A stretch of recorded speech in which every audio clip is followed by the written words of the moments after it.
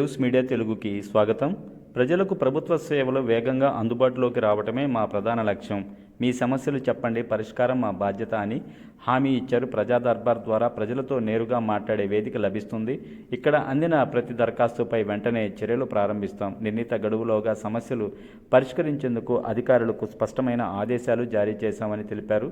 సమావేశంలో వచ్చిన అన్ని వినతులను వర్గీకరించి సంబంధిత శాఖల అధికారులకు తక్షణమే పంపించాలని కార్యాలయం సిబ్బందిని సూచించారు. ప్రజా దర్బార్లో వచ్చిన కొన్ని అత్యవసర సమస్యలను ఆయన అక్కడికక్కడే సంబంధిత అధికారులకు ఫోన్లో సంప్రదించి స్పాట్లోనే పరిష్కరించారు. వినుకొండ శాసనసభ్యులు జీవి ఆంజనేయులు.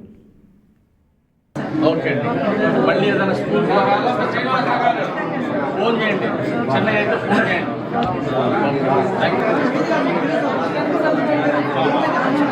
బండి ఏం చేస్తున్నారు?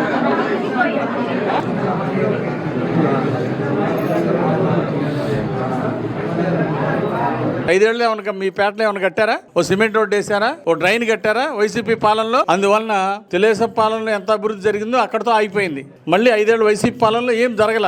అదే అందువలన ఇప్పుడు పనులన్నీ కూడా పెండింగ్ ఉన్నాయి. టౌన్లో అక్కడక్కడ చాలా ఉన్నాయి. అవన్నీ కూడా అంచెలంచెలుగా పూర్తి చేస్తాము. ఇది పూర్తి అవడానికి సమయం పడుతుంది. దీన్ని ప్రపోజల్ పెడుతున్నా, ఎస్టిమేషన్ చేపించి గవర్నమెంట్కి ప్రపోజల్ పెడతాను, మున్సిపాలిటీకి ప్రపోజల్ పెడతాను.